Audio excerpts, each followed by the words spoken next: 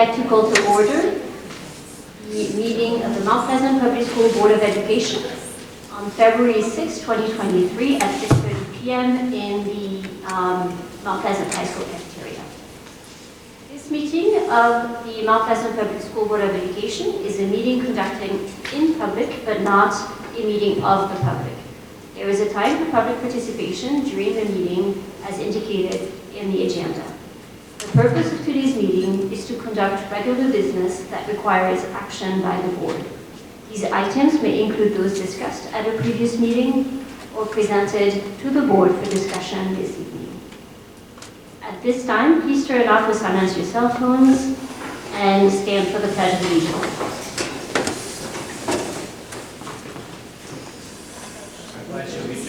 To the flag of the United States of America and to the republic for which it stands, one nation, under God, indivisible, with liberty and justice for all.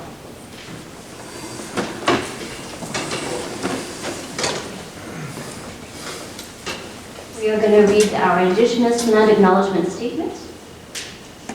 Mount Pleasant Public Schools is honored to acknowledge the Anishinaabe people whose traditional land we are gathered on today.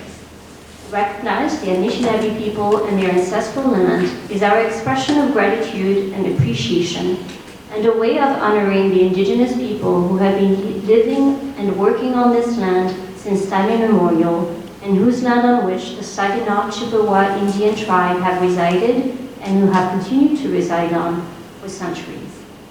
We feel it is important to understand the long-standing history of this land and to seek to understand our place within that history. Roll call. Tim Whitaker, here. Melissa Isaac. Monty here. Dana Calkins. Here. Jessica Jernigan. Here. Katie Reed. Here. Amy Bond. Here. Lee Penn. Here. Thank you, Tim. We need to approve the agenda. Is there anyone who'd like to make any changes? Seeing none at this time, we move on to our superintendent report. Good evening, everyone. This evening under my report, we have several presentations. The first of which, we have two representatives with us this evening from the Mid-Michigan Aquatic Recreation Authority to give us an update on where that group is moving. So I'll introduce to you Lisa Seitzba and John Zhang. Lisa and John, thank you for being here this evening. Thank you, board, for having us here. My name is John Zhang. I'm the chairman of that board that was appointed by each of the entities, the City of Mount Pleasant, Union Township, and the school board. We've elected officers. We've done a lot of work since we last met. Things that it takes to get a aquatic authority all set up and get going. We've been working on that. And recently, we've got a architectural firm to help us go through our plans. In that you've got mailed up a package, and it included a architect's rendering of the pool. And you can see from that, it's the facility. We talk about it being a pool, but it's an aquatic facility. There's really two bodies of water. One of them is a large body, 25 yards by 116 feet. It has a movable bulkhead, which can change the size of the big pool so that more than one event can happen while another is going on in the other part, or it can be expanded so there's one giant pool. But the second pool is a warmer water pool, and it's designed with gradual entrance to help handicapped children and so on get in, and the water is heated more. There'll be 4 lanes in that pool, so we can teach. Sometimes if you're ever taking your kids to learn to swim, sometimes it feels so cold, but you can stay in there a little longer that way. And there's also a little kind of oval there. There's going to be a current channel. Some people call it like a lazy river, but it's just a current channel. This will be good for therapy. And that's one of the purposes of this smaller of the two pools will be for therapy. There's going to be rooms the size of the pool so that there could be classroom training. There could be parties, that, birthday parties or just get-togethers and teams can meet, the locker room, and the facility is designed well. We had a head start because friends of the swimmers helped long before we were even formed, and so there's a lot of work that went into it. Once the board was formed, we visited a lot of pools around the state, and we've pretty much decided to look approximately like this. The architectural firm will put some final notes to this to say this is what the actual cost is going to be, and that'll play an important role when we bring the ballot to the voters to say this is what it's going to cost.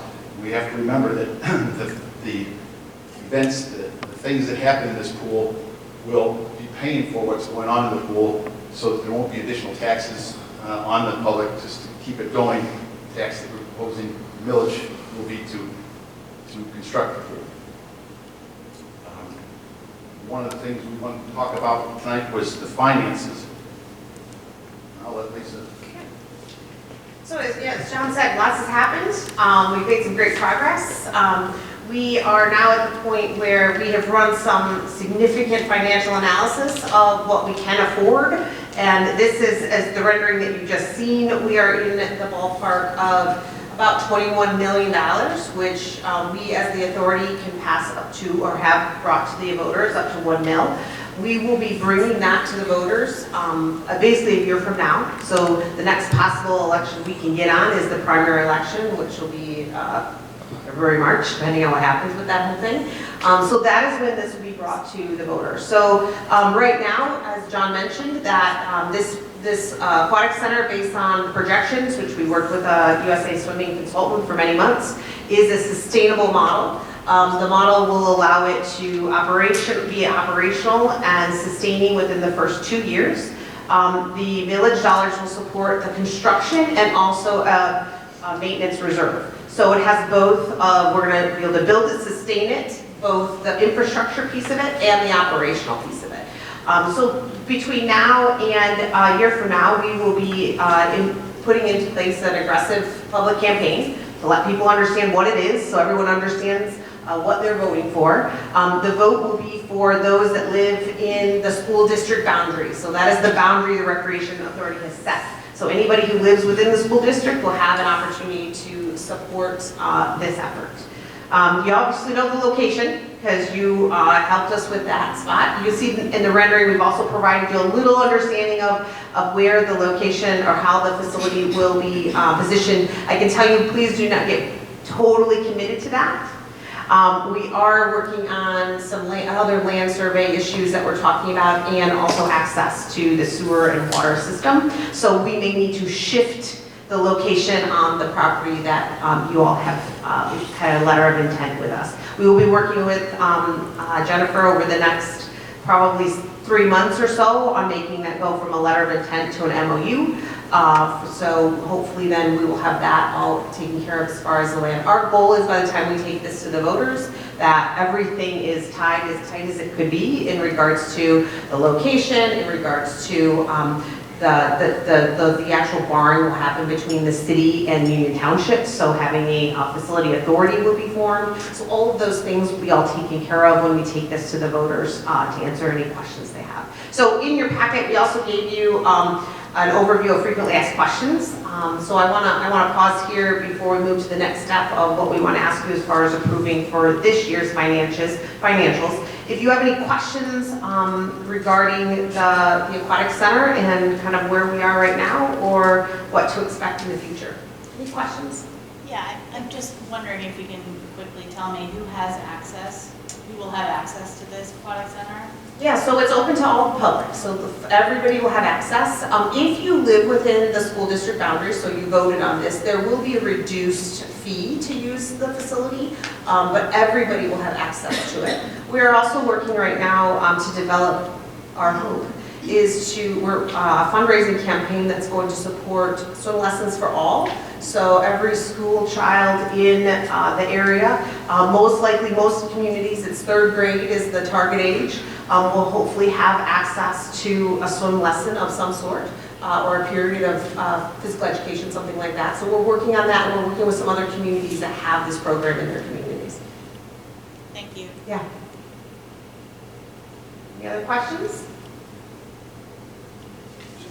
This is a comment. The last time I was here, I said that we were going to plan on having the election in this spring.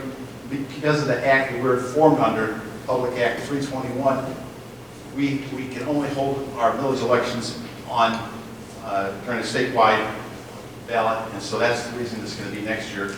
And tonight, I hope the board will consider accepting the unaudited financial statements from us.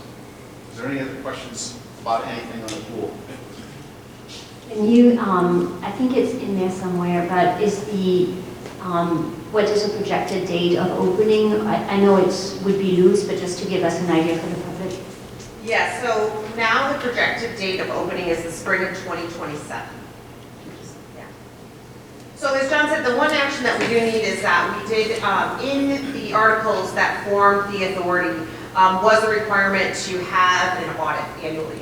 However, in the rec authority law, the rec authority law only requires every other year audit. And based on the low expenses that we have and the high cost of an audit, we're hoping that we've had asked for this acceptance of our financials from this year as record of our expenses and revenue that we brought in as our kind of financial statement for the year in place of the audit, which we will do the audit next year based on the rec authority law. So that's what we're really asking to take an action on. Does that make sense? So do you need formal approval from the board, or do you just need our? I just think you need to accept it, so, because we're supposed to produce it, and so just an acceptance of financials as. So in your board packet this evening, you have a balance sheet and you have a profit and loss sheet. And those were presented to board members several weeks ago, just for review, and now just this evening, if we need more of a formal acceptance, we can add that under new business. I would support that. I'd like to also compliment you guys. So there's been a lot of stages to this process, and you've had a lot of research done. It is amazing how closely aligned to all of what you presented to the board have remained consistent and predicted, which is something this complex and large is hard to do. So kudos to you guys. I mean, everything's falling very close to what you projected would be and how it was going to be designed and the thoughts behind everything.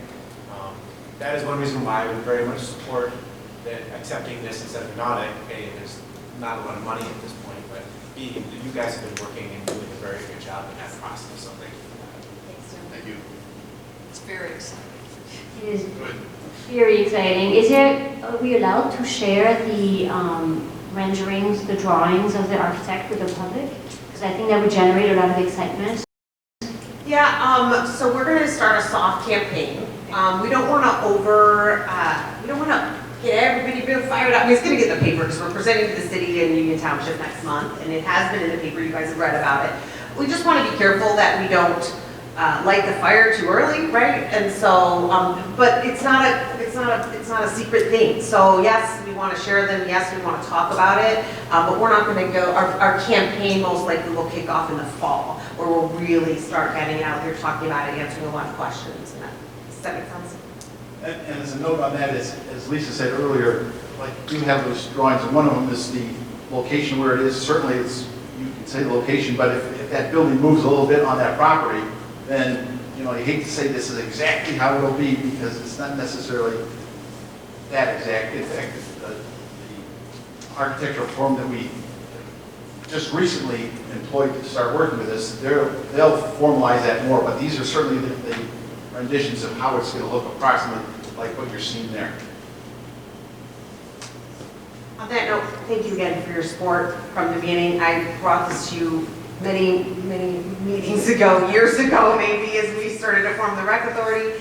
I can tell you there's been a lot of work gone into this, but we really want this partnership between the school district and this community project to be well beyond this development. I mean, and so thank you for the support of getting us to this place. Thank you for the support of the considering of the property. I think it's going to be an absolute perfect location, and then we're going to appreciate your support as we take this to the voters and just encourage that this community, this is for this community, and I just think it's going to be, it's multi-generational. This is the only rec program or a facility in our community that will be so multi-generational. grandparents taking their grandkids there, right? And so we're excited about it and really appreciate your support.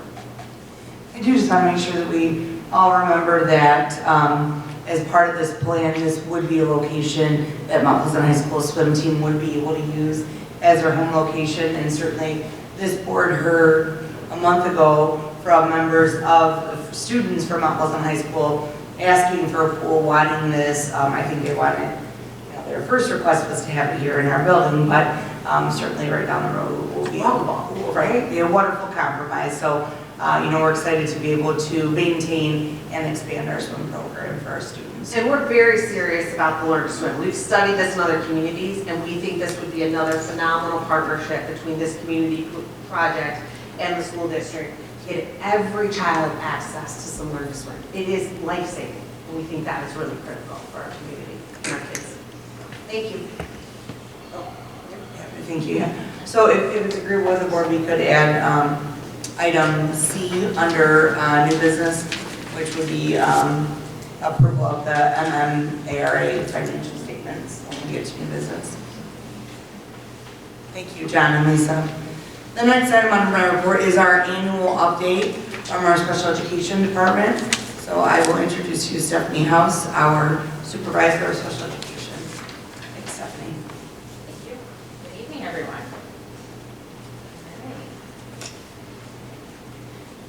All right, so John's going to run my PowerPoint, so let's hop right up to that first slide. This is the slide that talks about the total number of students receiving special education in Mount Pleasant Public Schools. As you notice, it's across 5 years, and this most recent year is green. And the reason for that is that there's been a big shift, a big change in the district because we have moved our moderately cognitively impaired program over to the RESD. So the RESD is now running that program. We've historically run it since 1970 something when they made that decision not to move it over to the RESD. So through a lot of conversation with the RESD and Mount Pleasant Public Schools, we determined that this was a good time to make that shift. Staffing has been very difficult, as you're all aware of, and they had access to some staffing opportunities that we did not have at the time. And so that's where that big drop comes in. It's not really a drop in special ed students, it's that we've moved a program back over to the RESD. Okay, so I wanted to make sure that was really clear in the picture. But actually, if you look back to 2018, 19, and 19, 20, the numbers are not that far off, and those numbers did include the moderate program. So overall, special ed has been climbing. So, all right. The next slide is a slide showing, it's actually over the last 4 years, showing the numbers of students in programs. And as you can see, it's pretty stable. Every year I expect that we're going to see a big jump somewhere, but it really keeps pretty stable. There's a slight increase in resource room at both the secondary and at the elementary levels, but it's really not that large overall. And that can often be just due to the numbers of students that are moving through those programs. So as they shift from an elementary program into a secondary program, sometimes we'll have a bubble that will go through, so those numbers will pop up a little bit. But overall, it's been very stable across all of the programs, resource room, the mild CI questions, speech, all of them are pretty stable. So that takes us to staff needs. And we still are surging. So we currently need about 3 high school teachers and 2 elementary resource room teachers as of right now. We have gotten very creative and we can do some programming, class switches around, rotating things so that we can cover things and make sure that our students are getting their needs met. But you really could use some additional staff. So that's something we're always looking for. We've hired quite a few staff in the last few years. We have a lot of new teachers, and our more senior teachers have been really taking those teachers under their wings and helping them get their feet on the ground and get adjusted. So it's been nice to see the meld of the 2 groups together and how they're working together and really trying to make sure that the kids are getting everything that they need. Paraprofessionals, also a very large need. We need 12 of them right now. The trick with Mount Pleasant Public Schools is that they have to be highly qualified, which means that they have to have an associate's degree or higher, or at least 60 credit hours, or they can take a test, a paraprofessional test, and that will qualify them as well to work in Pleasant Public Schools. So the bar is kind of high for that particular group of people, so we have to have the right individuals. We've been very lucky that we've had a lot of CMU students who have come on board with us.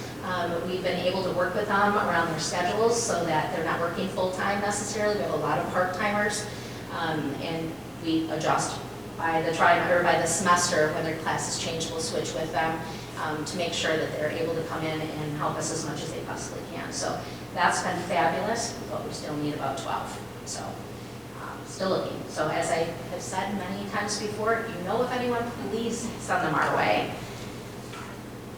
All right, next slide is about professional development. As I said, we have a lot of new staff, so we're doing a ton of professional development for them, but as well as our more senior staff. A wide range of things happening between literacy and implicit bias and START training for ASD, and we have a trails coach. So there's academic things happening. There are social emotional professional development happening for the staff, so that they're getting a wide range of new information that they can then use with the students and help to support them. I mentioned on here the CMU disability awareness that's happening in buildings and the 3-5 buildings right now. We've partnered with CMU.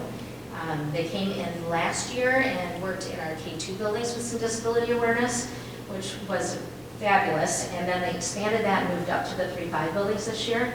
And then we were invited to CMU. They received an award for their community partnership with us. And so that was, that was fabulous. It was really nice to have that connection with them, and to have them also helping with some professional development for the students as well as the staff that they're going into their classrooms for. So. All right, Alt Shift. Alt Shift is a grant-funded state grant that was funded from the state, and we partnered with Alt Shift for a while, working on literacy and math. And historically, a lot of our time with them was spent with our moderately cognitively impaired programs and our mildly cognitively impaired programs. And so now with our moderate shifting over, our focus has been mostly with our mild students. We have 2 trainers in our district. We have Tracy Wood, who's the trainer for literacy, and then we have David O'Toole, who's the trainer for math. They work also with the RASD. There's a team at the RASD for both of these areas as well, and they're working on training together with Alt Shift guidance. They will train here, they'll train in other school districts within our RASD, so we're sharing our knowledge with other schools within our RASD as well, which again, that partnership with the RASD, make sure that we're all connected together and expanding ourselves and helping support each other as best we can. So we're also starting to look at the connection between some of the strategies that are coming through this Alt Shift initiative and how that connects even with our students that are in the resource rooms. So that's the next avenue and where we're kind of heading with that, so that we're expanding out beyond just the mild population.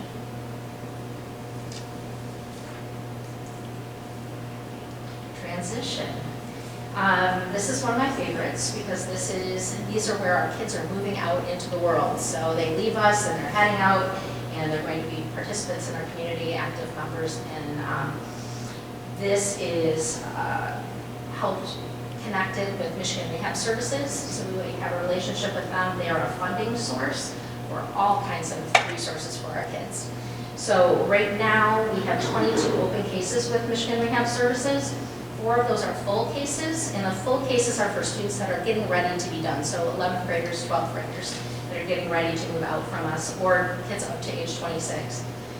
And then we have 18 what they call pre-ETS cases, and those are the younger kids. And with the younger kids, we're working on more of the soft skills. So we have classes where Mid-Michigan Industries and Disability Network will come in, funded by Michigan Rehab Services. They will come in and teach some of these courses. And three of the courses that we're doing and have done this year are Essential Work Skills 1, Essential Work Skills 2, and Interpersonal Relationships. So they help with teaching those skills that so many of us take for granted and just think that people know, and they don't necessarily know. So that's the focus. And then we look at more specifics for individual students. What are they individually needing? And that's where the career exploration comes in. Like the picture shows the arrows going in so many different directions. It's to help them kind of figure out where they're heading.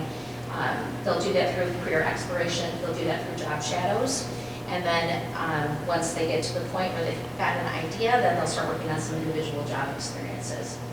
So again, our mild kids are working in this quite often, and we also have our research room students that are participating in this as well. It looks different depending on the group and their needs, partially because many of our research room students are diploma students and they're very, very busy on their academics.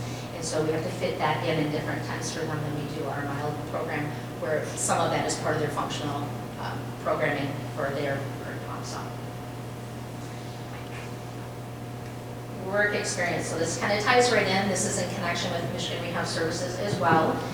We started MyPower, it's been maybe 3 years ago now, in relationship with MRS, the RASD, and Mount Pleasant Public Schools. We've got 2 sites right now, one of which is the Soaring Eagle Water Park, and the other one is actually Way Oasis. We have a reception area where they're learning the office skills and reception skills in that site.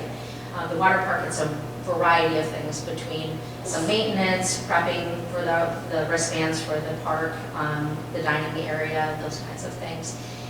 The point of MyPower is a more focused program. MRS brings in some supports, or we bring in supports depending, to help those students learn the skill in that job, and then the hope is that they actually get hired in that actual job. And we have actually had students that have been hired at the water park. We didn't hire them at Way Oasis yet, because that's not a hiring spot at this point, but definitely the skills to shift into some other locations. And we have a couple locations that we're working on right now, so we're hoping to add to that and give some more variety to our students so they have more opportunities to get them out and working in our community.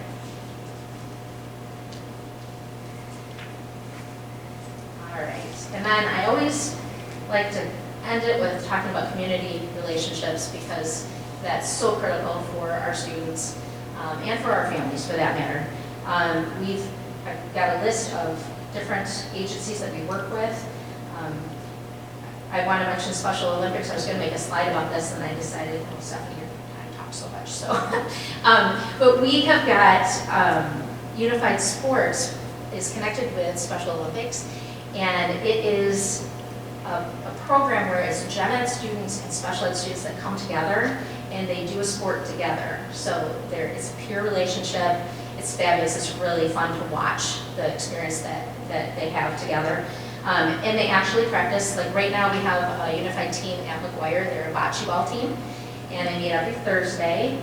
The special ed kids and gen ed kids together do their bocce ball practice. They learn it together, they support each other, and then they will actually play at the Special Olympics. The day before Special Olympics, they have unified sports, and they will actually go and compete at the unified sports program. So that's really exciting, and that's been a nice relationship with Special O. The high school is actually working on setting up a team as well at the high school. It's not there yet, but they're working on it. So, but anyway, Special Olympics, Community and Mental Health, Department of Health and Human Services, the court system, the Saginaw Chippewa tribe. We were connected with all of these people on a regular basis so that we're all coming together to support the families and the students as a cohesive group. So very nice to have these people on board with us. So that is pretty much it for me. If you have any questions, I'd be happy to answer what I can. I do have a question, Stephanie. Yeah. So I know that, transportation is an issue all across the, all across the district. And I know when you're talking about your transitions and work experiences and all that, I knew you were down a van at one point. We are not down a van now. Yes. Yes. I was So hoping that you would say this. The Saginaw Chippewa tribe and the 2% grants. but were very gracious to us, and we were able to buy a van. Now, I will say, we were able to buy a van, but the van is still not here. So it's been a year we've been waiting for this van to show up. But we do have, right now, we are okay with what we have, and we're able to transport the students to and from those places. So, yeah, one van's kind of limping along, so we're making it function, but it will be nice to be able to retire that poor thing and get our new one when it eventually gets here. So, That's good news. yeah, it makes a huge difference. And we have staff that are able to transport them. Yeah, good question, yeah. Can you say how our criteria for parapros compares to other districts or like across the state? Yeah, so I think it just depends. We happen to be a Title I district, and it's the Title I that requires us to have highly qualified parapros. Yeah, anyone that's working with students in any sort of an academic setting has to be highly qualified, and our parapros are definitely doing that. They're supporting the academics. Thank you very much. You're welcome. So can you share what it means to be highly qualified? Yeah, it's, again, you've got to have either an associate's degree or higher, 60 credit hours, or you can take the paraprofessional test. There's an actual test that you can take. There's also some, and Linda might be able to help me with that, but you also can have work keys. If you took work keys, when they were doing work keys, you have to have writing, reading, and math, I believe, right, all three. And there are certain scores that you have to have to be able to be considered highly qualified through that as well. So there are a few options. Thank you. Do you remind the community how they would apply if they were interested? Sure. Actually, it's on our website, so you can go right to the website and go through the HR, I believe, in employment section, and you can apply straight through there. If people are having difficulty with that, they're always welcome to email me, email Linda, and we'll get you connected. We've been putting some things out on social media as well, and we've actually had some response from that. We actually had a few interviews last week, and so, yeah. Yeah, you're welcome. Question. Go ahead. My question was about, this is a special education report. Are these parapros specifically for that, or is this just across the district? Yeah. Yep, these parapros are just for students that are receiving special education services of some sort, yeah. I just want to commend the transition program. I just think that's great. If there are community organizations or businesses that want to get on board, how would they go about doing that? They can email me for sure, yeah, definitely get a hold of me. It's shouse@mp.edzone.net. Yeah, they can definitely email me. We love to have people connect with us. I have had a few people over the years that have reached out, and we have made connections and gotten some students in there to work with them. So yeah, we love to have people in the community that want to join us and partner with us, so absolutely.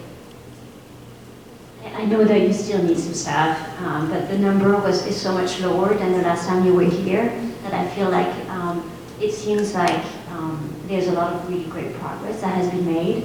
And so I just wanted to, just acknowledge the work that must have happened for that to show. And so a big thank you to you and everyone involved. And, I think whatever we can do to support to make sure that, we help in any ways. If we do hear that some folks are looking, so kind of funnel them your way. But thank you for everything you do. Thank you. Yeah, it's definitely a team effort. Everybody's all in, and they all work really hard and over the top because they want to do what they can for these kids. We definitely have some high needs. There are definitely some high needs out there, so the more we can support them, the better. Yeah, thank you. I appreciate that.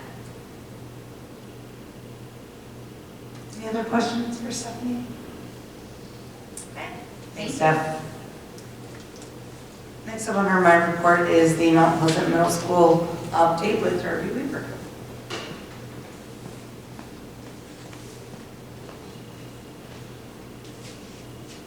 Hello. Okay, so we have a few things to look at. I haven't been here for a little while, so let's be back. I took a little break. Couple of things this evening that I'd like to present, some updates. One is our MPMS Diversity, Equity, and Inclusion team that we have started this school year and been working on. You can kind of see it's broken up, some work we did in the fall and then some work we're still continuing now in the winter. We spent some time in the fall going through our norms and building our goal as a task or as our team. And our goal in the end is to provide an inviting community where all students and all staff and families feel a sense of belonging, are safe, and have the ability to learn. So we spent a couple of meetings really building our goal and really coming up with our focus for our team. And in the fall, we spent some time with different groups, and one was on communication. We formed some task groups. One was on our second step social emotional program. One was on assemblies and presentations that we could have for students. I put communication on there twice, but communication is super important.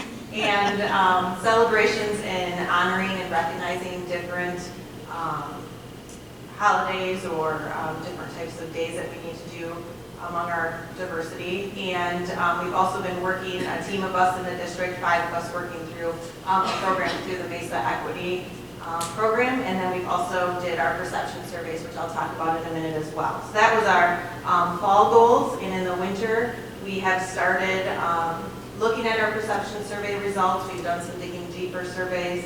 Our real goal now, as we're working still through our winter, is really the awareness and building some of that within our staff.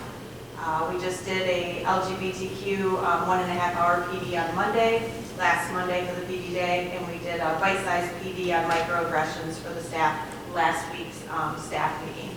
And really looking at our data, we just did our meeting last week for our MPMS DEI team and started looking at what data we have and how we can break that up based on our diversity. And then also we continued celebrating and honoring different things. And I know that Kevin just brought you a little bit ago a folder from me, and I wanted to highlight a few things that I didn't have for you for your board report, but I thought I'd print it for you. And one is the first paper-clipped little section, and this is actually our, you can go on to the next slide. This is actually our publications class actually produces a newsletter every month or so called The Exploration, and they do 1 to 3 pages on our DEI team. And so I was going to put together kind of a broader view of everything we are doing for you, but I felt like you could kind of take all of these couple of pages that the kids have done, and you can really see our work really here through kind of the students' eyes and some of the different honoring and celebrating that we've done as well. So the first paperclip is that resource, which I thought would be a good piece for all of you to have. Plus there's some information on there for our perception surveys and our digging deeper is in there as well. And the kids are involved, and Courtney Russell is one of our counselors, and she's on our DEI team, and she's the connection for the communications piece, and she works with the publications kids to put those topics together every month or 6 weeks. So that was one. Also, I wanted you to have on your second paperclip section, I wanted you to have all of the resources that we have been providing to our staff. And the first one is actually from that professional development on addressing the needs of LGBTQ+ students in Michigan. And that actual resource is what was used from the presenter. And also it was sent to the staff as well. And you can go ahead and flip through. And there's a few additional resources there for you that were also shared with the staff after the training, along with some of the takeaways that I personally had from the professional development on that Monday of the PD day. And the last 2 pages I wanted you to also have were 2 of the slides that went along with the bite-sized PD about the microaggressions. And it's my slide from that staff meeting day, and then the second page is actually some resources that were shared with the staff as well. And that resource comes from our Mesa Equity work that a group of us are doing at more of the district level.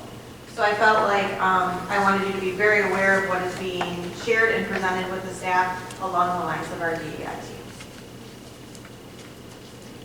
And then that is one piece of work that we're doing, I feel like, to move our building along on that side, but then we also have the perception surveys that I'd like to share with you as well. And on your last paper clip, you actually have a different type of looking 3 documents for the perception surveys that are really more specific to the actual data, but then I'll just give some highlights from the board. So our perception surveys are for staff, family, and students, and they were given at the end of September, October.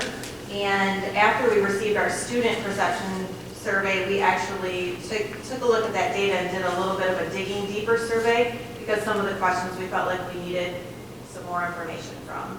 Our DEI team actually took a look at the student perception data. Our staff looked at the perception data for all 3 surveys, which I'll share their feedback up here. And we've actually looked at it as the administrative team as well for school improvement. And then I've provided you with kind of an overall document here for middle school's 3 perception surveys. So the biggest takeaway, I think, where all of those groups have looked at it and everyone has kind of come to their own conclusions based on the data, but the staff looked at it during the PD day, and I think they highlighted some really good pieces that you will also see too from your data as well. So from the staff perception, from the survey that they took, the strengths, and if you want to go ahead and look at your staff when it's the 3rd page, their strengths were clear communication. They feel like our processes are strong. They feel like the staff is supported, and they feel like the staff feels safe. And I kind of color-coded your documents, and my green on the bottom are those that are like 90% or up. So those that are, I feel like, pretty strong, which I feel like on your green page, it's quite a few that you can see on the green. And then some concerns that they had were, again, this is the staff's perception of the staff survey. Lack of family engagement, they had outdated instructional materials, student behaviors are a concern, dangerous situations might be reported by staff that might not be taken care of thoroughly, and staff voice is not adequately involved in decisions at district level. And you can see on my color-coded page, if you go through your yellows to about halfway of the red, that's about 80%, and your 70% starts at the one that's 28 and 14.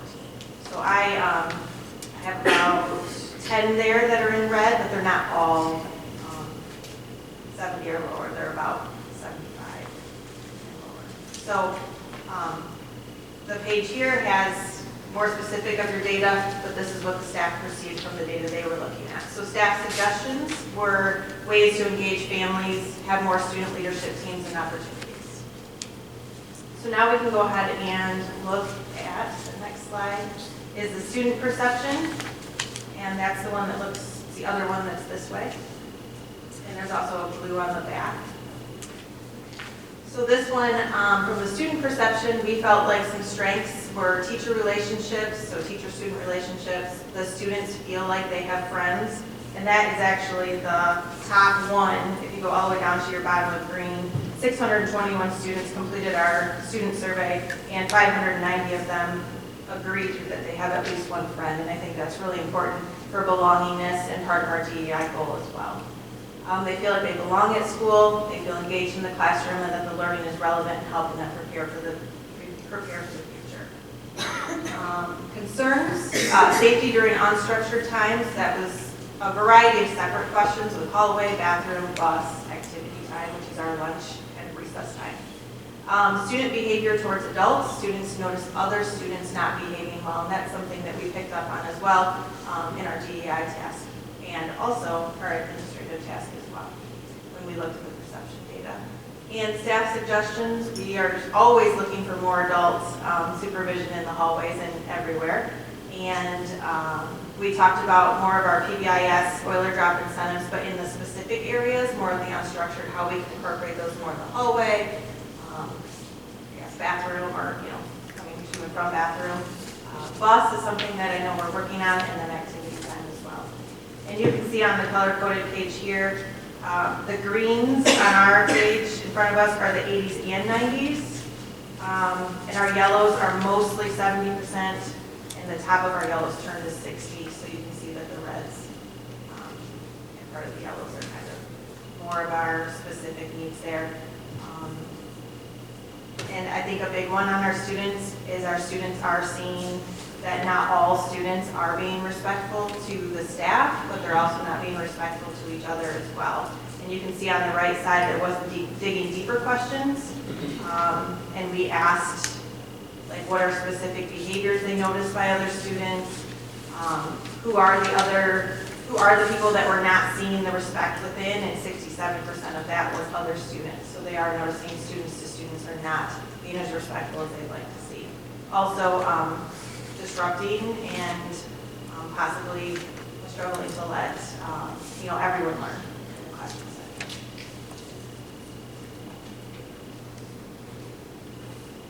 And on the back is the blue questions, and those were just some additional ones that were hard to kind of put in that red, green, yellow because they didn't go along with the green disagree when I ordered them. So the last one for perception then would be the family. And some strengths of family are that our families, 120 families are who participated in the family perception. They value K-12 education. That one was actually perfect. 120 people said yes and 0 said no. Strengths are they feel like we communicate well. They feel like the parents feel welcome, clean, maintained classrooms. They feel comfortable talking to teachers, and they feel like we have the resources that support learning.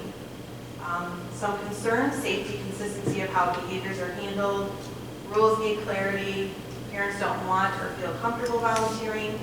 Not enough, I should have spelled that positive out, sorry. US behavior being recognized. Parents not wanting to go to conferences. And I just wanted to point out too, this was in like the October, and we have done some work on all of these already along the way, and our goal is to take this survey again in the spring so we can really see that growth. Especially with the positive behavior being recognized, we have amped that up with our Oiler Drop rewards being monthly as well. Suggestions, parents prefer to be contacted by email. Sometimes we struggle to always have those up-to-date emails or any email at all, or sometimes they block us from emails and stuff. So we really want to make sure that we're communicating with them the best that we can, and we have the most up-to-date email or phone number, and continue to communicate all pieces with our family. And I added the safety piece on there as well. That's something we've been working on. We do feel like the students do feel like they are safe and know the safety protocols, but also we started last year with making sure we have a website now for the safety, all of the safety components that you can check out on our website, and then also communicating after we have any situation that might happen. So we have canned statements that we use that we need to send out after we have specific situations, and I know that we've been reminded of that from last Friday, which we were thankful for all the reminders, and we apologize for missing that immediate after the situation piece, but we did send a letter out later on that evening. But again, we should have done it sooner. So on the next slide, next tasks. As you can see, the perception data is provided to you in a different manner than we've actually been, no one else has seen it in this way but you guys and me. We have digging deeper student groups that we'll be starting based on some of the questions for the students where they feel like there's different ways that their voices could be heard. We are working on the PBIS reinforcement at the unstructured times. How we can communicate the behaviors and the rules for some more clarity to families and the safety piece. So that's something, how we can make sure that everyone's understanding how maybe behaviors and rules are, how they work in the middle school. Continue our DEI work. We do have hopefully a professional development plan for the district and building for a program called Capturing Kids' Hearts for the near future. That really works on the relationships between the staff and the students, and hopefully then the students to the students as well. We also have a restorative practice professional development for a few staff members in March, as well as we continue our restorative work. I think that's the last slide. And what other questions do you have?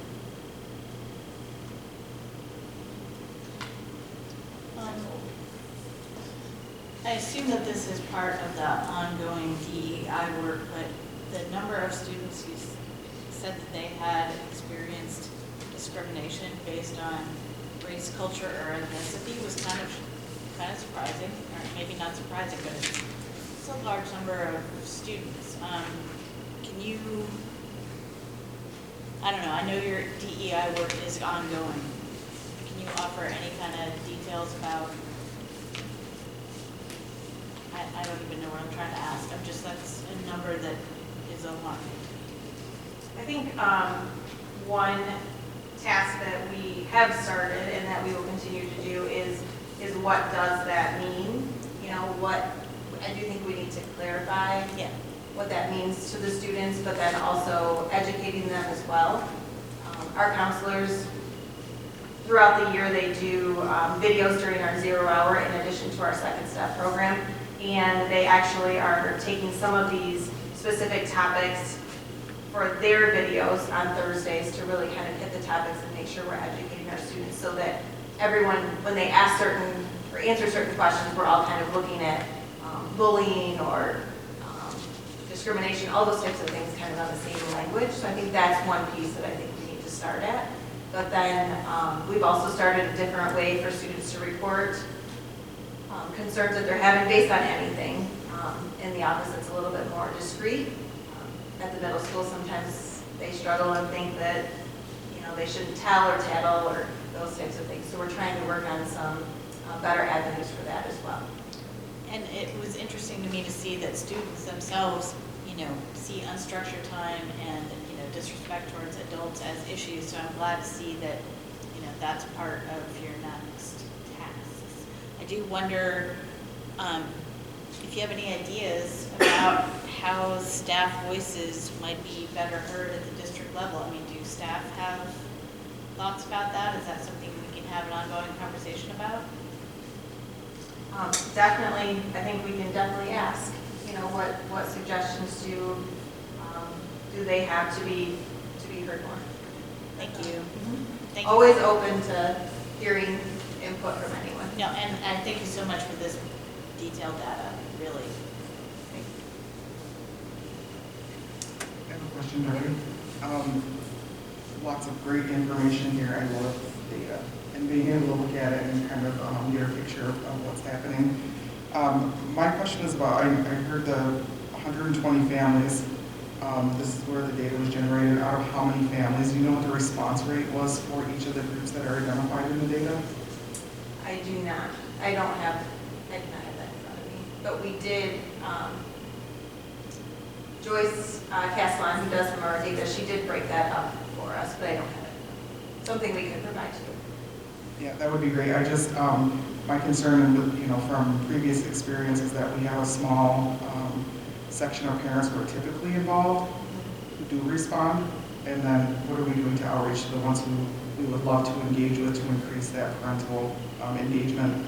So that's kind of where my question is coming from, but maybe later. Yeah, I completely agree, and trying to figure out how we can have everybody be able to participate, no barriers, you know, along the way to get everybody's voice to be heard. So I agree. Darby, it's really nice to see all the data, so thank you for the transparency, for sharing the good and the not so good and what you've been working on. It does seem like it was an interesting point on that parent involvement for the number that, you know, might or might not want to volunteer and why that could be.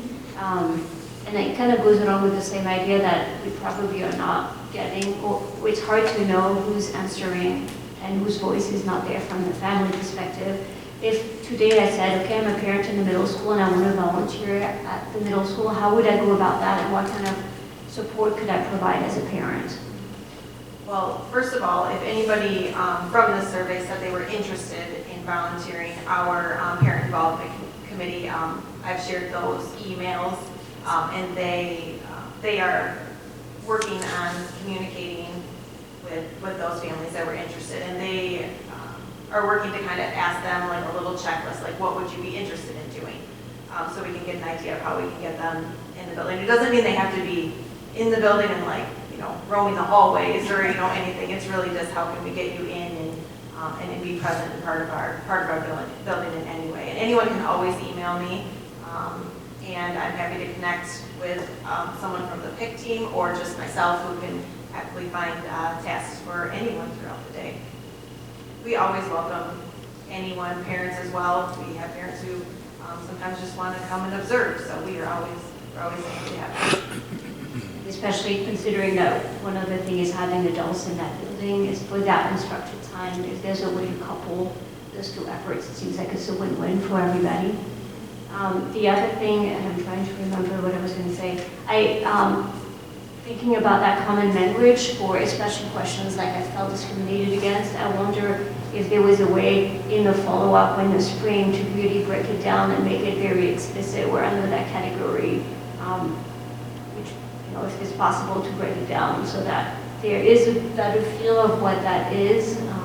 What I love is that the efforts that you're putting in are coming straight from what the data show you, and I think that's just very commendable. So thank you for doing all this. I think that question was, I think it was just added based on, a lot of our questions were added based on the MPMS DEI team wanting to ask some additional or maybe better questions. And so we tweaked our questions for this survey, and then I think we can even see now that we even need to tweak them maybe a little bit more. So I think our survey and data collection will just continue to get better. I mean, that's awesome. I mean, it's awesome that you're engaged in that effort, and I appreciate hearing that. Darby, with the safety piece, there's some great information on the website. Is that something that the WAG or whatnot can go out just so parents can quickly access it? Because I know there's so much great things on the website, but sometimes it's, where do I find that particular thing? And then also, when there is a difficult situation like that, is it email and text going out, or what's the primary method of communication? So first, definitely I can put that link on the way. So I will add that for Sunday for this next week's way. So like the letter that went out, that ended up just being email because you can't really text an attachment. So that was kind of, I had that same, when I was doing it, like how does this go out? But just to make sure we hit everyone. But if I would have remembered to do the other one, then it definitely would have been text and email, the same as the way it goes out on Sundays. I do the text and the email. And then how can parents be the most supportive to your guys' efforts? Because I know sometimes in a tough situation, safety is coming first, and you know you want to communicate to parents too, but it's also, there's a lot happening that sometimes from the outside we don't know. So how can parents best be supportive to help everyone stay safe and the process go as smoothly as it can? Right. Well, I think trust is the first.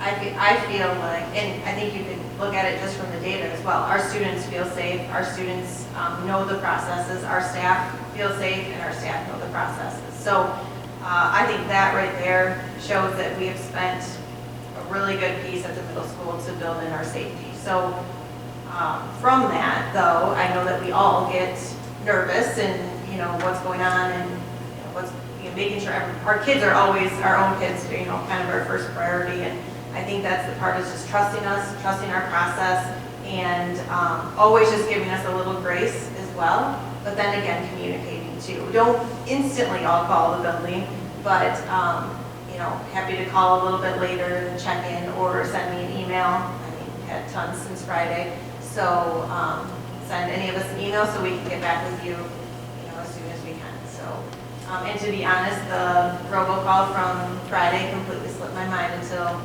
the weekend. So that was something that we worked hard on last year to know that we had it. Plus, we had quite a few situations last year, so it was just another thing. And this, thankfully, was our first, and so it just completely slipped my mind. So we will definitely do better.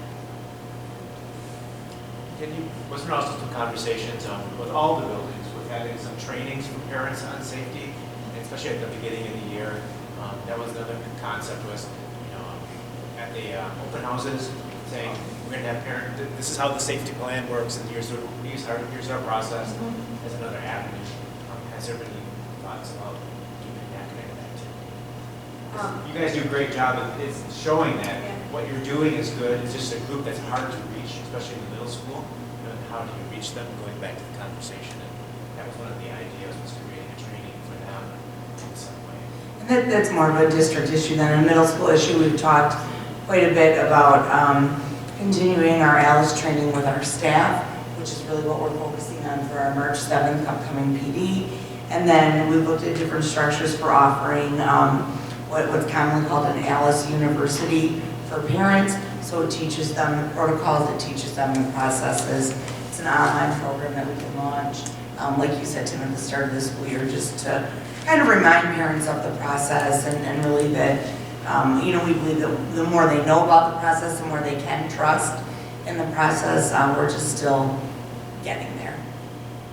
I wonder if we could add, just like everything is in the WAG, which is really nice as a parent, that you can find all in one. And I know it's wrong, but oh well. And even if adding like just language, like a lockdown can happen because of these situations, when it's, I can't even remember the name of those different safety. Yeah, that's the same as what is on the website, so we could definitely put, I can even put the website, but then also a view, and that can just be something that stays on there, like the delay schedule, you guys see that every single week, even if there's ever a delay, but. I feel like, especially if there had been a robocall with, it's a lockdown, having to know, okay, what are the things that can lead to a lockdown would be reassuring to read. And even though it's not something you necessarily provide right there, shared language, right, is helpful. I think the other piece of that too is, it's not always going to be exactly how it's in writing, because Friday's situation could have probably went one way versus another, but in my moment of situation, it had to go that way. So just thinking about trusting who's making those decisions, keeping everyone safe, and that's just what had to happen in the moment. So that makes perfect sense. Other questions for Darby? I just want to thank you again for all this data. Thank you. It's helpful for us. Thank you, Darby. Excuse me. The next item on the report, on my report this evening, is actually a quick report that I want to share with you all.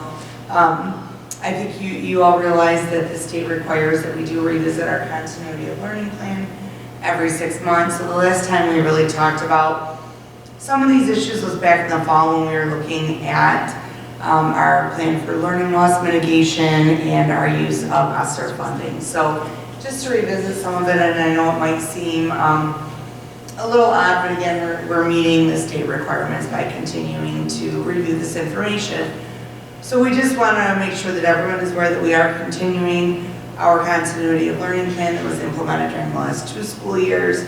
For Mount Pleasant Public Schools, we are focused on in-person instruction.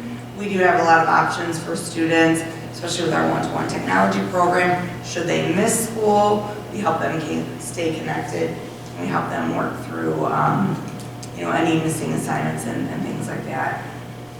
Excuse me. We continue a strong working relationship with the Central Michigan District Health Department. So we're taking our guidance from them. Fortunately for us this year, there's been very little need for guidance from them, but certainly they are our resident experts and we rely on them to guide us should we have an increase in any illnesses. We do still implement layered mitigation strategies for all illnesses. So when I say layered mitigation, we're looking at what our students are doing, what's happening in our buildings. We're looking at extra layers of cleaning and disinfecting when we do see an increase in any kind of illness. Much of this came to be with the COVID-19 pandemic, but certainly this fall, we've seen an increase of things like influenza, strep, RSV, bronchitis. So we want to make sure that we're continuing those good strategies to keep everyone healthy. And then we still work really closely with our families to report illness, support them, and provide guidance when we're able to do so. This is, that's our isolation and quarantine guidance that was created specifically for COVID-19. So again, when families are notifying us of a positive test result, those students are staying home for 5 days from the day after they test positive, the day after the onset of symptoms.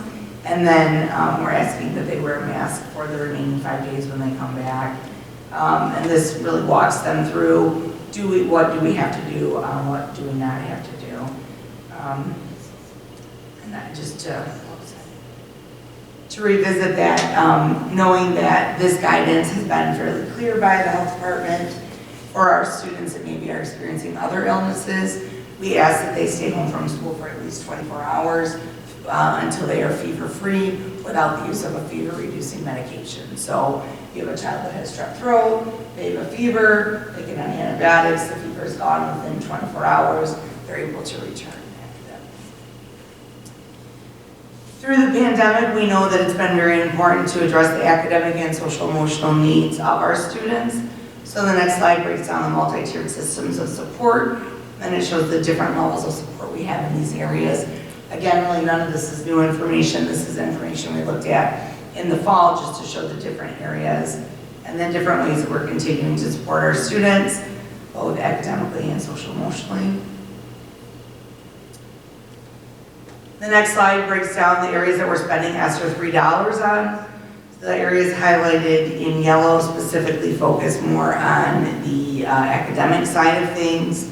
That is something that's really important to mitigate that learning loss from the pandemic, and it's an important part of our continuity of learning plan.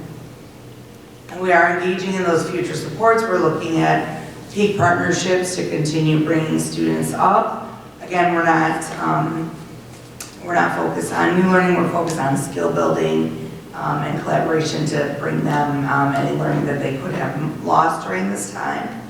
And then for summer programming for secondary students, again, we're focused on skill building, but then also more importantly, we're focused on that credit recovery piece, which we know is so important for our high school students especially. The impact is that we believe that we'll see continuous improvement in our students. We're really focused on the bottom 5% of our students academically to invite them to participate in the extra programming and to provide those skill building opportunities for the students that need it the most. Part of this requirement is then also that we share our goal reporting, and this is a format that you all have seen multiple times. So we first reviewed this year's goals back in September, and we're looking at goals related to growth and then also to achievement on our benchmarks. So you'll see our K2 goals, where we have a mid-year and an end-of-year growth goal. Related first to growth and then second to achievement for K2 buildings. Then the next section are the similar goals related to growth and related to achievement for our 3rd through 5th grade buildings. And then looking at our goals related to growth and then achievement at the middle school as well. So table B then breaks down for you the scores that we have for testing. First, we're looking at the percentage of students that are showing their growth on the benchmark assessment. The first chart that we have is broken down by student demographics. And so you'll see that we have fall 2022 and winter 2023 testing. We just finished winter testing just the last week in January. So while this information that we're looking at is very high level information, last Monday, our elementary teachers were able to spend half the day really digging deep into the data, looking at where their students are making great gains, where they need some additional support, talking about what they might do differently to address those areas where their students do need that additional support. Table C then breaks down the growth on benchmark assessments by grade level, so we can look even deeper into grade levels, and then our buildings would take that even further down to look at their individual buildings. So that is fall and winter. We'll report once again on spring in May. The next section of this report breaks down our goals for our 9th to 12th grade students. That is more focused on their performance on the PSAT, SAT, and M-STEP, and those tests are given once a year in April. So, and again, just to remember that during the school year, again, in-person learning is our primary mode of instruction. Our goals are established as an extension of our COVID-19 learning plan. These goals line up very nicely with our district school improvement plan and our MyKIP goal process, which we're moving from the school improvement plan strictly to MyKIP. And then we maintain that focus for all of our students on social emotional learning. So there are the dates where we reviewed initially with you, and then today, and then we'll review again one more time at the end of the year. And then really the last thing that I just added in, just I know you all have seen it multiple times, but all of our strategies fit nicely with the MDE's top 10 strategic education plan for our top 10 goals for our state. And so we want to make sure that we're supporting those goals and supporting, still bringing ourselves back to where we want to be from the last 3 years.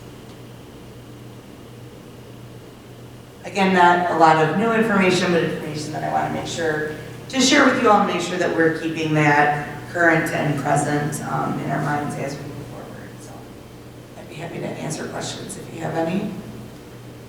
And these presentations also do get posted on our website so that parents and the community members can see them as well.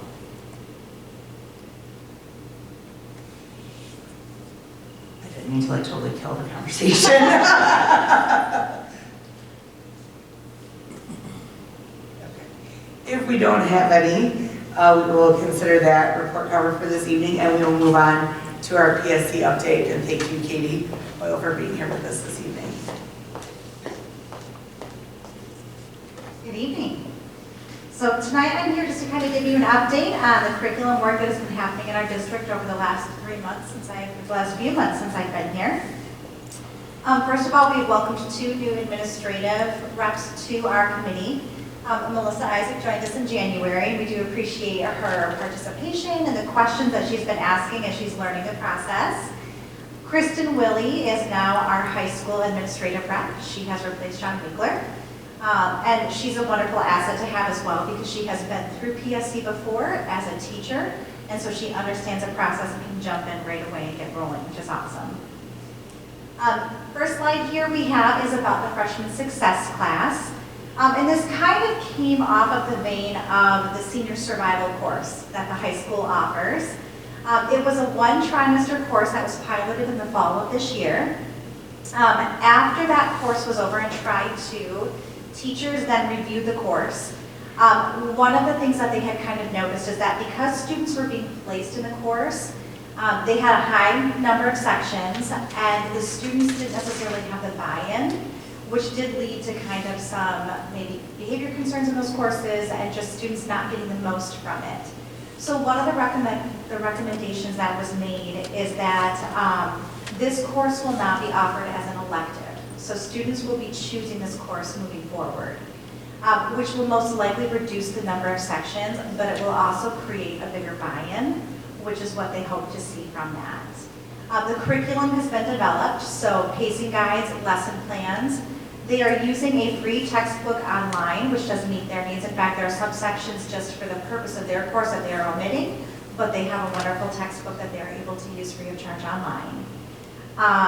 The other piece that they thought that might increase awareness and understanding of the course was to have a high school representative go over to the middle school, and when they were talking about course signups, they had that representative there to promote the course, to answer questions, and also just to kind of explain the electives that are available at the high school for these incoming freshmen. So that is our freshman success. It's on the books for next year, and it is an elective offered to those incoming freshmen. Secondary ELA, we do want to thank you again for the approval the board made moving forward with the purchase of new textbooks both at the middle school and high school. We want to let you know that the middle school has chosen the bronze package. This was a recommendation from the middle school English department chair and fully supported by PSC. And so on that slide, just as a review for you, it does give the breakdown of the cost of that package as well as what they will be receiving with that package. The next step is the exciting one, is the purchase order time. So now the 2 chairs, both high school and middle school, will be working with their building administrators. They'll be putting together the purchase orders, which will then be sent over to central office in hopes that we will have these books in the hands of teachers next year. For world languages, this task force work is continuing. They met as a department, or as a task force in January. They're going to be meeting again soon. One of the goals of this task force is that they are working to align the middle school course names and descriptions to have more continuity with the high school. So a middle school student, for example, can take French 1, Spanish 1. And what this task force wants to make sure is that students who are electing to take these courses know that they are taking this course to earn high school credit. So in order to receive high school credit, that course has more rigor. And so it's not just a middle school elective, and so they want to make sure that they are using very similar language in the course book for the high school that middle schoolers will see when they are now taking a course for high school credit. So that's one of the things they're making sure that they can do moving forward. Two things we're pretty excited about on the PSC end. We are looking into adding an ASL, American Sign Language class, and also an Ojibwe course. To kind of give a little bit of background of where these have come from, there's a pretty high student interest in American Sign Language. It also does meet the world languages requirement. We've also been hearing feedback from students, from community members about the interest in having an Anishinaabe or Ojibwe class. And what better way for us to be able to honor the traditions of our Native American population, but also those who are interested in learning more about the Indigenous people that live here. So what's happening with this is Linda Boyd, Melissa Isaac, and Kristen Willie are really working together. This is another layer to add on to the World Language Task Force, but it's also a bit much to ask them to do all of the investigative work on their own. So as leaders in that area, they're going to be working together to kind of do the research. They're going to be looking at, one of the things on here is that they have received pacing guides from other school districts. So that's something we're going to be looking at. Reaching out to contact districts who do have ASL courses and what that looks like. Trying to determine how to do staffing for an Anishinaabe or an Ojibwe course. But they're going to be working closely together on that. And we'll then connect up with the World Languages Task Force to share out that information with them. So more of a partnership in trying to get these two courses going. The final board report the final report to PSC will be in November of this coming year. And then at that point, the board will receive a presentation from that task force. Secondary math, we just kicked off their charge. So the charge was issued to them at our last meeting or just after our last meeting in January. And you guys do have a link to see that more detailed charge. I won't go through that with you. The hope is that that task force is going to give us kind of a midpoint update to PSC in May. And then the final board presentation will be in November of 2023. Elementary math, this is our one that's been in progress. They have been working really closely with the Gratiot Isabella RESD. They are also working really closely with our math coach, Amy Weber, who has received a ton of training in math recovery. So we're really trying to do justice to this process. Right now, they are at a point where 2 textbook series are being considered, and it's Reveal and Go Math. They extended the time given to those task force members to pilot these programs. The initial idea was that in December they would be able to make a vote, but what ended up happening is a lot of teachers focused primarily on one. Well, in order to give adequate and accurate feedback, you have to have exposure to both. And so the task force recognized that members just needed more time. So they were asked to try the program that they hadn't tried yet. So this month is where there are conversations happening about which program do they think best fits standards, which program best meets the needs of our district, of our students. They will be voting on which program that they think they would like to move forward with. The idea then is to have the presentation shared to PSC in March, and then the task force would like to present to the board on March 20th, which is a little sooner than we typically would do. But the idea behind that is also we understand that the process for ordering textbooks can take a while. There can be hang-ups along the way. And this task force knows that to ask an elementary teacher, any teacher really, to jump into a brand new school year, be given that book that first day to report and say, be ready to teach this, is a pretty daunting task. They want to make sure that these textbooks are in the hands of teachers before we report back, so we have time to make sure that we previewed it and we have an idea of what the expectations are, so we can be better prepared to deliver high-quality instruction to our students. Next one. This is the ongoing piece that we started again with this need to make sure that we have documents that are accessible to all staff members, but also to the general public. So we recognize the need to gather all curriculum documents, put them in a central location, and have them be managed solely and primarily by PSC.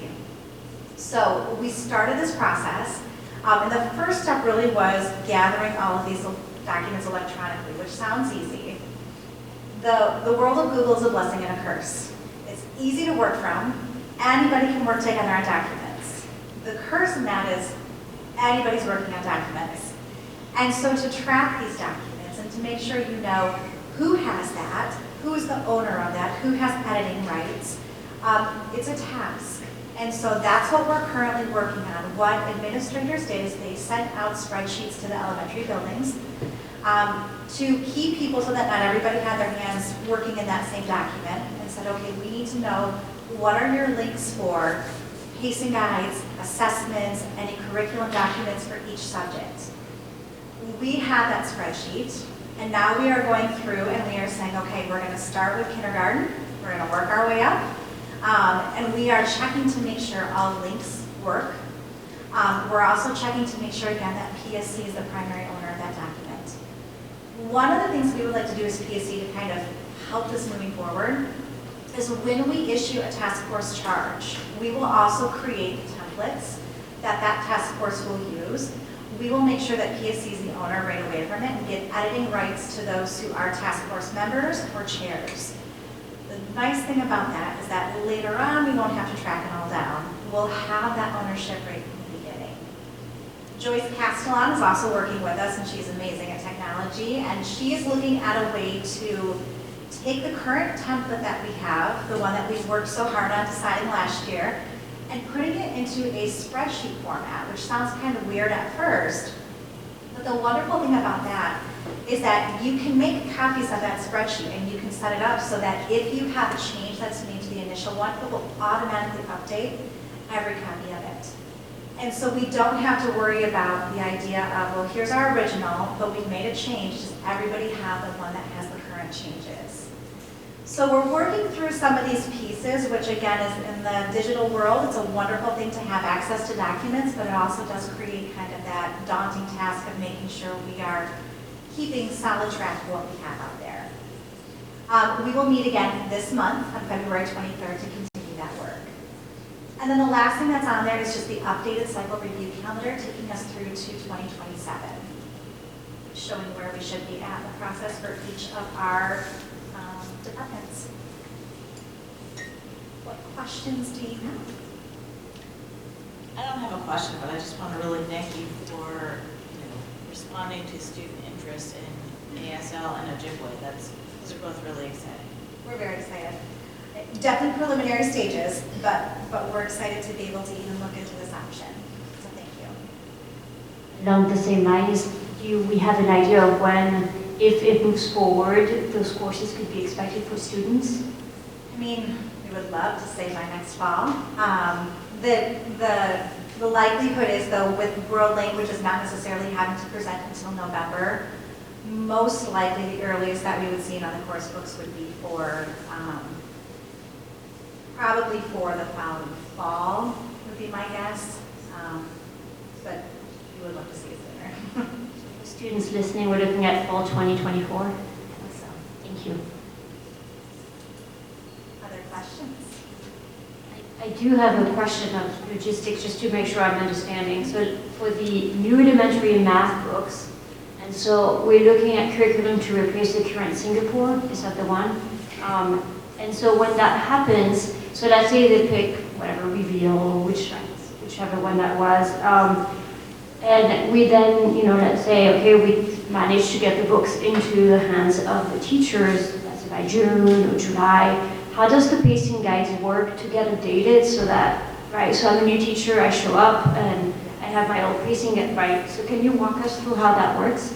So summer work is what's already planned for this. So once the books are approved, they're ordered, then the task force will work through the summer to develop the pacing guides and to make sure that all the assessments are complete, which again, sounds like a big task.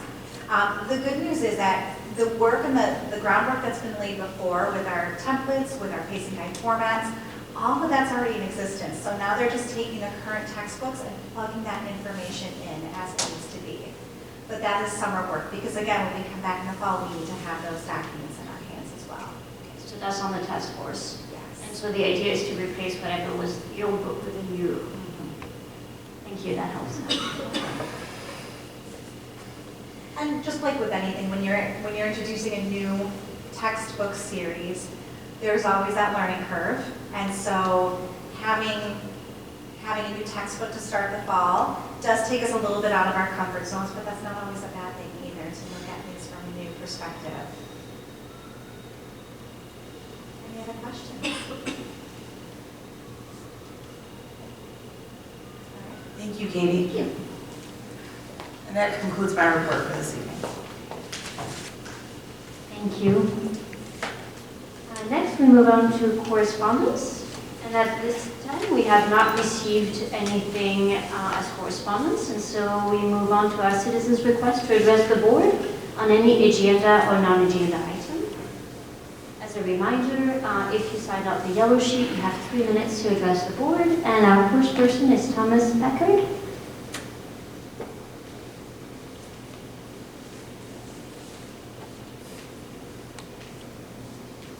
Just want to say that appreciate you guys talking about the students, making sure we're all safe and sound in the school. And I'm sure our new board members are doing a great job as well. So I thank you for that. And I think we should also bring back a free lunch. Thank you, Thomas. Next, we have Bree Morgenberg. I just need to hand something out here so you know what I'm talking about.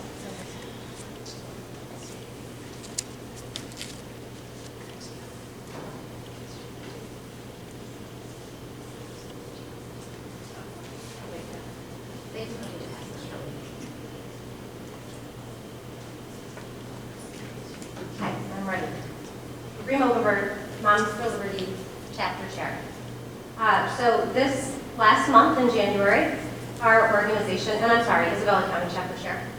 So this last month, our organization was able to host a school safety town hall. I believe it was very successful. There was a lot of good information that came from it, and I do appreciate the 2 school board members that were able to attend. We did have many people from across the state that were able to participate as well. With that said, we had Alicia Crow with the Isabella County Child Advocacy Center that was there, and there is a program that's called Safer, Smarter Teens. And I'm going to ask that all of you look into that. It teaches students at different grade levels to be able to recognize child abuse and how to protect themselves and how to protect others. With that said, I want to just give you a quick statistic here. 1 in 4 girls and 1 in 13 boys in the United States experience sexual child abuse. And many of you should be aware, as I had sent out an email last month, in regards to the NEA LGBTQ Caucus badge. I have provided that badge to you. I'm going to ask that you keep it to yourself, but I am going to ask that all of you scan it. For those that may not have read that communication, this is a badge through the National Teachers Union that you can get for $40 a month, the MEA and the NEA LGBTQ Caucus. You can get like, not $40 a month, but $40 annual. And you can get this badge as part of that. So teachers believe they are doing something very safe for students to wear this lanyard. I'm not going to show you the code now, but I have given you directions. I am asking you to communicate with me and let the community know. Please ban this badge from our schools. This is very deceiving. It is not safe. Within 3 clicks, you will see what pills to take to have an abortion. Let me say that again. Within 3 clicks, a teacher wearing this badge will be showing a student what pills to take to have an abortion. Within 4 clicks, I brought some props, and I promise I'm not going to make it because it's very disturbing. You can use 1 cone, 2, a corn cob, and a roll of duct tape. And this is a DIY penetration toy to put into an orifice in your body that could potentially damage a student. And again, they can get this information from a teacher that wears this badge that thinks they're doing something good. I want you all to realize this is not homophobic. This is actually putting kids in this community at a greater risk of harm. Please look into this. Police officers in the area and congressional leaders do have this information. Please don't make us backpedal on this. This is not just heartbreaking, but could be very damaging to a student. Please communicate and let me know. I would really appreciate it. Thank you. And also, if you have any questions, I'm happy to answer any questions. Thank you, Bree. I'm going to take these off. we have Laura Gordon.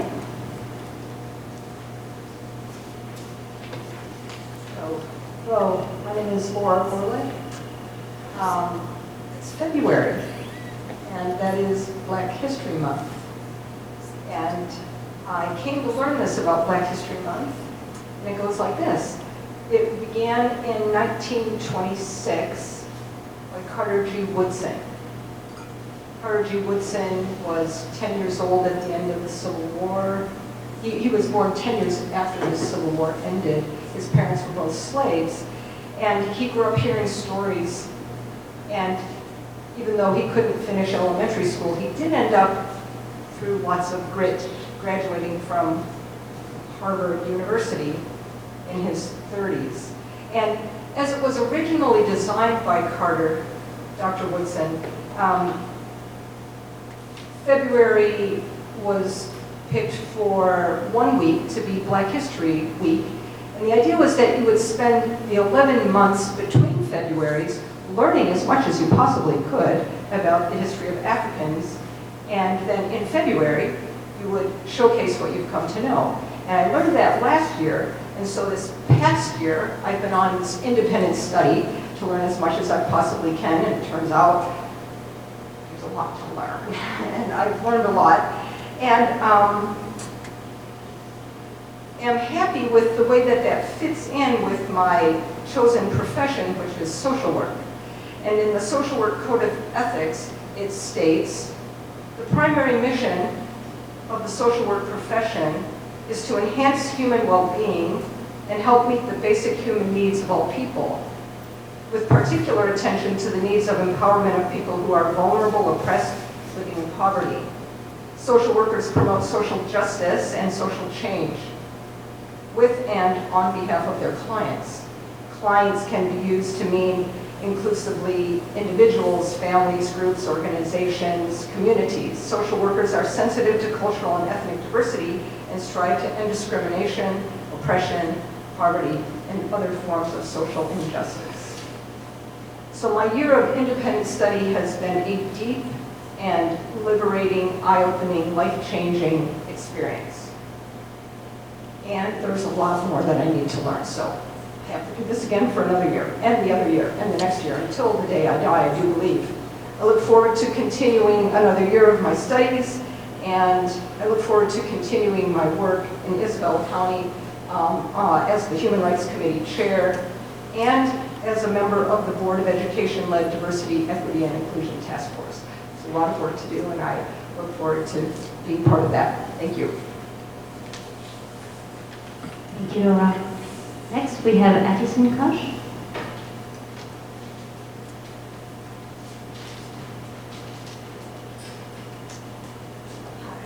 My name is Addison Cook, and I'm a sophomore here at Mount Pleasant High School.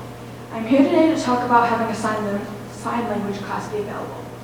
I have recently had a student teacher in my English class express that she would love to teach a sign language class here. She incorporates sign language in her curriculum, and it has got many students excited and interested. She also is a choreographer for the musical this year, Mamma Mia. In one of these dance numbers, Dancing Queen, we incorporate signing by signing out the words Dancing Queen in a part of the song. And if you guys want to know it, this is dancing and this is Queen. So we just kind of walk around and do that a couple times because she also does dances like at the MPPS studio, and she likes to incorporate that, even though people don't notice it even. But some people that do know sign language in the crowd may notice it, so she just likes to incorporate that. I find it very fun and would love to learn more about ASL. Interestingly, there is many different kinds of sign language like ASL. ASL is American Sign Language, there's BSL, British Sign Language, and FSL, French Sign Language, and there's lots of others, but I don't know list them all. For me, I haven't really been interested or enjoyed any of the language classes here, but having a sign language class be available here at the high school, I would definitely enjoy.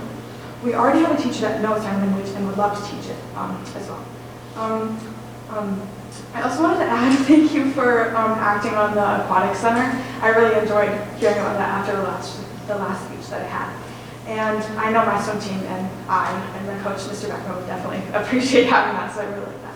And also, I have a few words from Rowan because she didn't come in time to be able to sign things, so here's this.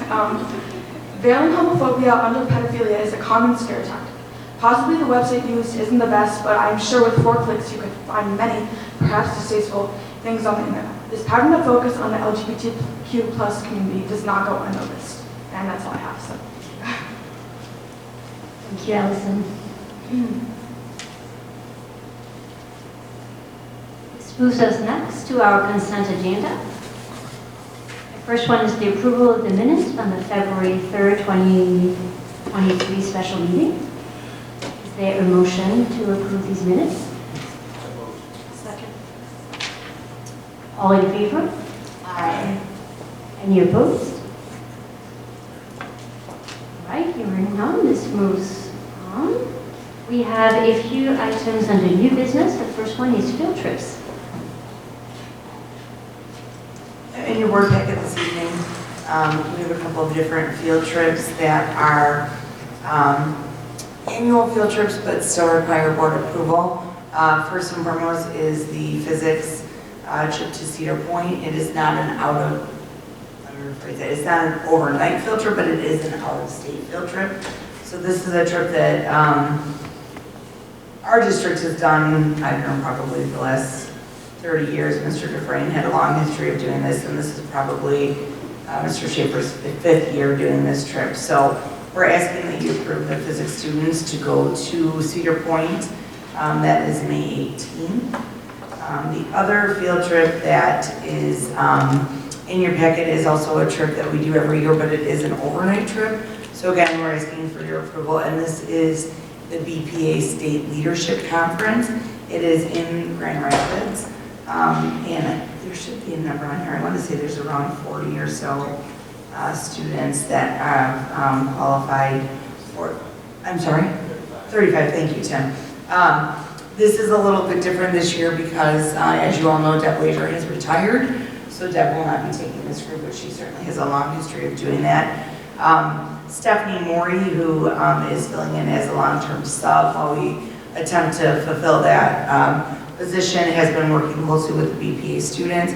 We actually have two sets of parents who are the Lori Zarowski and Sarah Burkhardt are district employees that will be going with this group as their chaperones with their spouses. So you can either approve them together or separately, but we're asking this evening that you approve the physics trip to Cedar Point and the BPA trip to Grand Rapids. And I should say the BPA trip is in March. I move that we approve both of these field trips. Second. All in favor? Aye. Aye. Any opposed? Okay, well, I hope they have a good time, and I love when they bring it back and show us what they've done, but We'll definitely make sure that BPA comes back to share all their successes with you. thank you. Next, we have several donations. We have several donations in your board packet this evening. I want to invite Jeff Gladdy up just to talk about one of the donations that both Jeff and I feel is really sort of special, so then we'll break the other ones down. But thanks for sticking with us, Jeff, to talk about this one.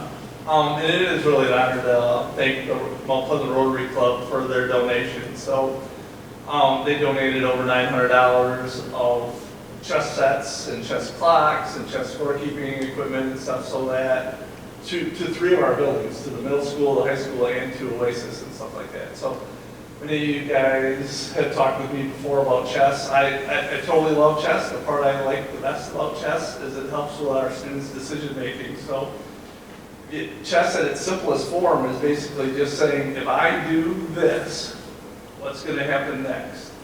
And when you look at our students tend to be very bright and capable, but they're not always great about their decision making. So if we can help students practice, if I come home 30 minutes after curfew, what's going to happen next? If I skip my math class, what's going to happen next? And stuff like that. So when we can get students in our building playing chess every day, and if you come to Mount Pleasant High School at lunchtime, you're going to see students playing chess every day. At Oasis, we take breaks regularly throughout the day and we're playing chess.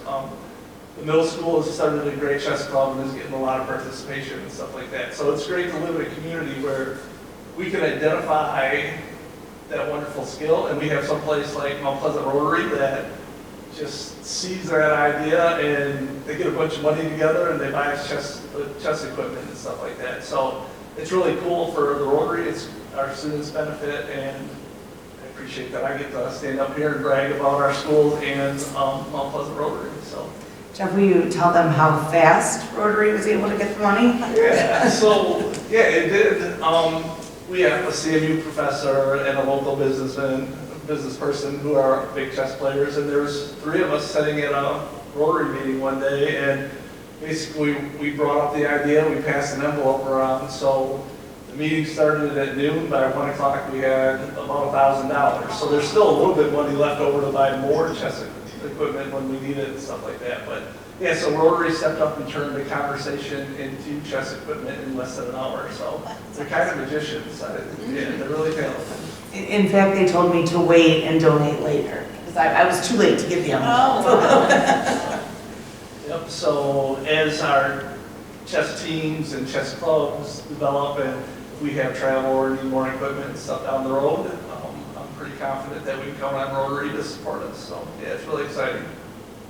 Thank you, Jeff. Yep. So this evening, our total donations, we have 2 different donations from Shandell Ball to pay off student lunch debt at Mount Pleasant Middle School and at McGuire. We have a donation from Morale for the robotics program of $500. And then we have the donation coordinated by Mr. Platty from the Mount Pleasant Rotary Club for chess sets for Mount Pleasant Middle School, Mount Pleasant High School, and the Oasis Way programs for $920. And we're asking that you accept all those donations this evening. Is there a motion to accept all donations? So moved. I'll second. With very much appreciation to all of them. All in favor? Aye. Any against? Thank you. That's fantastic to hear this. Item C is the approval of the MMARA financial report to replace the audit. So again, in your packet, they have a profit and loss statement and then their balance sheet statement. And they're asking that you accept that this year for their 2022 audit, I should say, in lieu of a full financial audit for 2022. And we have, I was able to meet with the rec authority, with the Mount Pleasant City Manager and the Union Township Supervisor, and we've all made sure that they understand that they will need to have a full audit for 2023, but we're asking that you approve this in lieu of a full audit for this year. So moved. Second. All in favor? Aye. Any opposed? Well, thank you, everyone. That brings us to our request from our TUN regarding the pending litigation pursuant to MCL 15.268E to go into closed session, which I believe is a roll call. Tim? Do we do anything else? Is there a motion to go into closed session? So moved. Second. All in favor? No, We don't do, okay, it's roll call. Tim Bodekirk, yes. Melissa Isaac. Yes. Dana Calkins. Yes. Jessica Jernigan. Yes. Katie Reed. Yes. Amy Bond. Yes. Lee Pango. Yes. And so at this time, we approved, and so we go into closed session, which means for our audience that we are gonna make everybody move outside. Yes, if you could all step outside, thank you. I do. Yeah, they're my samples, so I can.